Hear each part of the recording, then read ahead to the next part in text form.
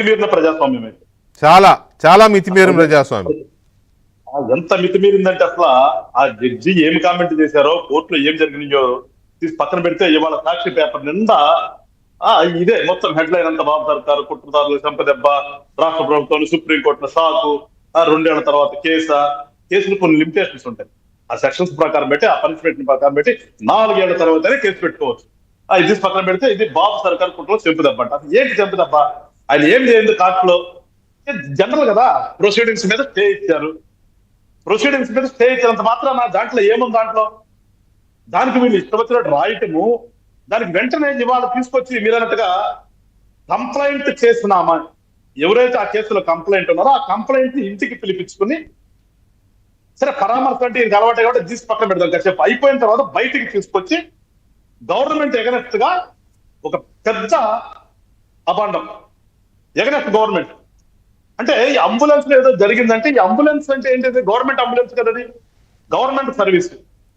ఆ అంబులెన్స్ లో ఏదో జరిగింది అంటే గవర్నమెంట్ ఏదో చేసేసిందని గవర్నమెంట్ మీద ఒక ఆరోపణ చేసి, ఆరోపణ ఇట్స్ నాట్ ఏ స్మాల్ కాదండి, చాలా చాలా సీరియస్ ఆరోపణ అది. అంటే రేపటి నుంచి అంబులెన్స్ లో తీసుకెళ్లే వాళ్ళంతా ఎట్లా ఫీల్ అవుతారు?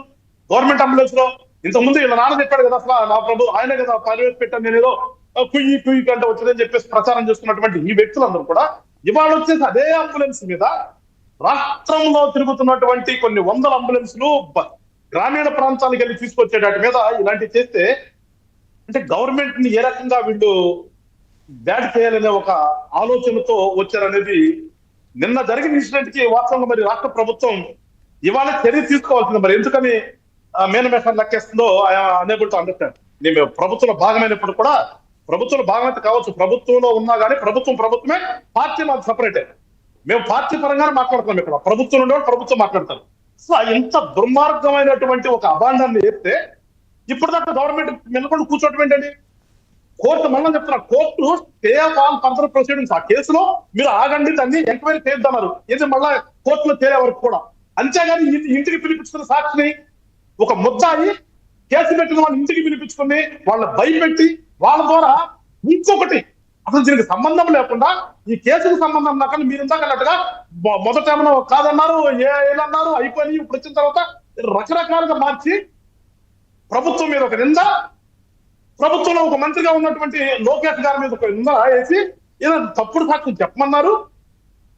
నేను నా మనస్సాక్షి ఒప్పుకోలేదు. ఈ సాక్షి పేపరు, ఈ సాక్షి ఛానల్ పాప ఏమో కూడా అలవాటు అయిపోయినట్టు కాసేపు అరగంటలే ఆమె మనస్సాక్షి ఒప్పుకోలేదంట. ఏమిటి అసలు తప్పుడు సాక్షిని చెప్పమంది? అది కూడా చెప్పాలి కదా.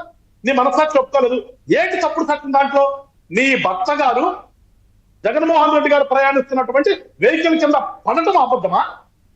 ఏంటి తప్పుడు చెప్తుంటే ఏది అబద్ధం? అది అబద్ధం కాదు కదా. ఇంకా తప్పుడు సాక్షి నువ్వు చెప్పాల్సింది క్లియర్ గా కనిపిస్తుంది కదా. నీ భర్త గారు, నువ్వు మెచ్చినటువంటి నాయకుడు, నిన్ను ఇంటికి తీసుకెళ్లి కూర్చోబెట్టి మరి మొన్న 10 లక్షలు తట్టు పంపించారు.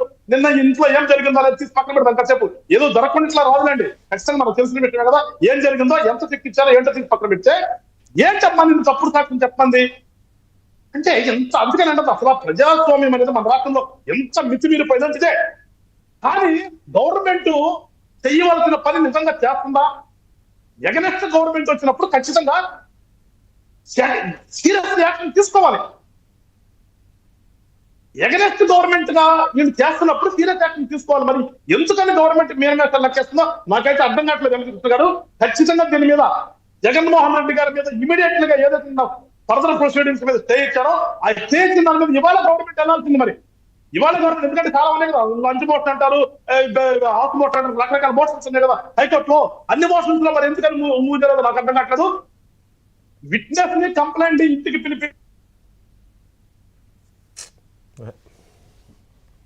తెలియకుండా బయటకు వచ్చామా, ప్రభుత్వం మీద అబండాలు వేసినందుకు జగన్మోహన్ రెడ్డి గారి మీద ఇంకో కేసు రిజిస్టర్ చేయాలి.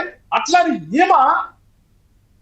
ఆమె భర్త చనిపోతే హాస్పిటల్కి వెళ్ళిన తర్వాత చనిపోయాడని చెప్పి తీసుకొచ్చి 15 రోజుల తర్వాత వచ్చి మరి ఇన్ని రోజుల నుంచి గుర్తురాలి తప్ప మేమకి నిన్న జగన్మోహన్ రెడ్డి గారి ఇంటికి పిలిపించి ఆమెకు మంచి మర్యాదలు చేస్తేనే ఆమె బయటకు చెప్తున్నట్టుంది.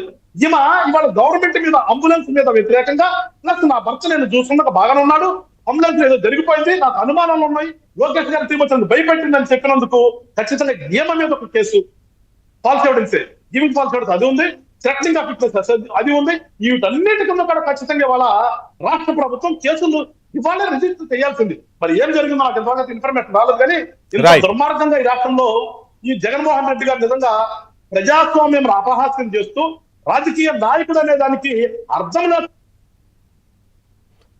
రైట్. వెంకటేశ్వర గారు, ఒక్క నిమిషం వెంకటేశ్వర గారు.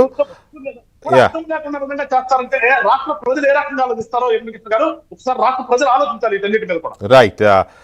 రామకృష్ణ గారు, ఇక్కడ ఈ కేసులో ఒకటి వాళ్ళని పిలిపించుకొని మాట్లాడడం, రెండు ఆమె బయటకు వచ్చి ఎవరు